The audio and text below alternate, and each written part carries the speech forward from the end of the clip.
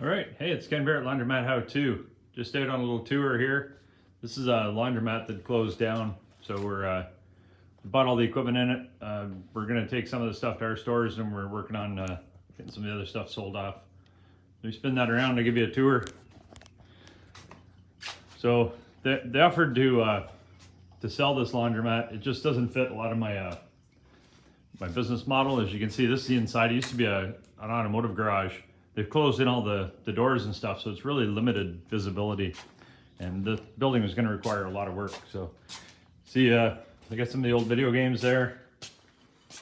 When we cruise over this way, you'll see some of the machines that's been built into a couple of different sections. There's, I don't know how many different electrical panels in this building. One thing I noticed when I did tour through here is that's the makeup air for the dryers. So if you get back in here, you'll see there just isn't any other makeup air. So this closed off vent here is the only way they're getting air in there, which basically means they were sucking it from inside the store and air conditioning the store, and then it was just blowing back through the dryers. So it's an expensive way to run. So there's the bulkheads there, AC units, a whole variety of different equipment. So we already pulled the change machine off the wall. They're having problems with that one, said it wouldn't read bills, so we'll look into that. I don't need that one, so I'll put that one up for sale too. It probably just needs a good cleaning and check out. It looked fine, it wasn't that old. I didn't get these as part of the sale, but the dryers are my biggest interest. You know, again, we go back into here, there's no makeup air at all for these dryers. So, and some of the other things that kind of got our attention here, this is the old office back in here. This monster here is the boiler. I can only imagine the efficiency rating on that. And then they had the storage tank. So they still use this. I mean, that was their source of hot water. You see they put a pump on there recently. You know, well, it's interesting, but yeah, the efficiency on that just can't be that good. And then another thing kind of brought up a little concern on the initial tour is some of the electrical needed some upgrading. So we've got, that's one of the newer panels. That's apparently one of the original ones. And then, like I said, there's panels just been added on all over the place. And it gets back into some of the old restrooms and stuff. So, you know, again, this was a garage, been here forever. And there's another office part over there that she's got a tanning salon and stuff over that way years ago. So today's job is to get in here. I came in a couple of days ago and just pulled a couple of panels off and got the electrical unplugged. We'll butt all the gas off on here. One thing when you pull the gas off, you got to plug all the valves, or you know, pull the main pipe down there. There's another valve down there, so we got that one turned off. But you just don't want to leave a gas pipe open, just in case there's a little leak somewhere. So we'll tour back through here. There's the boiler again. Let's just take a look. See what we got down here. Enough spider webs in here. Don't like spiders, not the place for you. Yeah, I know that's a tough one to read. I may look into that and see what it says on it. But yeah, if you're looking for inefficiency, the other one is being a boiler, you have to have annual inspections. So it's something to keep in mind when you're putting water heaters in. There's a reason they stop at 199 BTUs and 119 gallon tank, because that's the limit to keep you under the Boiler Act and keep you under inspections. So look into that. I'm not an expert. I've just looked up a bit. That includes storage too. So if you have a heater and additional storage, that may put you over the limit. I'm sure nobody looks into it, but if you have a problem or get busted, it could be a problem. So that's today's job. Like I said, we're gonna pull these dryers out, get them moved up to the warehouse. I already got the coin drops on order, my M&X coin drops, so I can put in dollar coins. And we've got their pay range system going on these, because that particular store uses pay range. We will probably switch this store over to fast card in the next little bit.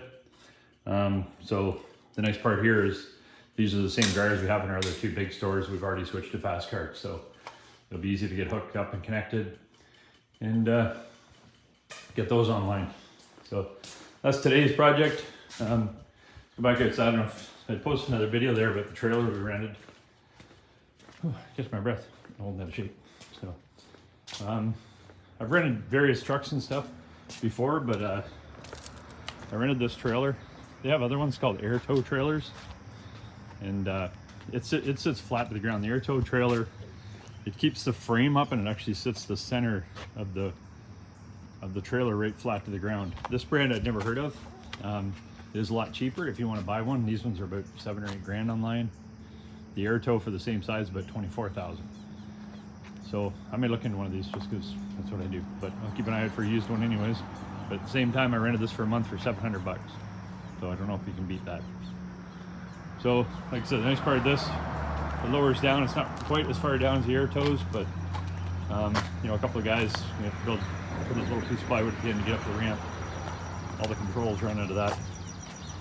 And again, the difference with the air tow is that you get this surface right flat to the ground, whereas these, there's that little bit of a gap there. So I guess I could, really need to, we can jack that up and push the back end down a little bit. We'll just put a piece of wood there, but because we're going to put the dryers flat on here, we're not going to put any blocks. We'll bring them out here and just get them slid up onto here, and then do the Egyptian method and roll some pipes and push them right up to the front. Tools we're using, everybody always wonders what you use when you move stuff. Pallet jacks, Harbor Freight. I've had this for about 6-7 years now and wearing it out. It was pretty cheap. The other one, this thing, it's called a mule. Various things, but it's the price on these vary. You can look around a lot. This one, like I said, it's got about a 6-foot hardwood handle on it, and this gets down right to a point where it's sharp enough to cut yourself. But you can slide that underneath the edge of a dryer or washer or whatever, pry it up, stick your bars and stuff. Slide your pallet jacks, whatever you need underneath. I got a pretty good deal on this. I was looking through a piano place. They used to sell and install pianos. They were selling everything off. They had this listed for $5. So at the time, I'm like, I don't know what I need it for, but I'm sure I'm going to use it. And we've been wearing it out building stores since. So those are the main tools today, and lots of straps to get it strapped down. That's where we're headed today. That's today's project. Hopefully we can get this stuff knocked out by lunch. Like I said, it's all going to go to the warehouse. Get all the dryers cleaned. We know they're all working. I had talked to the owners about actually paying to leave the water and the power on, just so we can test all the equipment and don't have to work at 90 degrees inside a closed laundromat. So that's the job today. Get the dryers out of here. Like I said, I'm talking to a few people about some of the equipment. I've got an 80-pound ADC sitting there that runs fine. A couple other ones over there, little smaller ones. And then had an issue on some of these ADCs where after they had a power failure, they just went to this display. So they just weren't sure what to do, and they weren't really pushing it too much. There's a couple more there. So we'll get this stuff packaged up and cleaned up, and whatever the local guys don't want, then we'll throw up for sale. A lot of these ones just got some various issues. These ones are probably, you know, if you want to fix them, like some of them need a bearing, some or some pumps.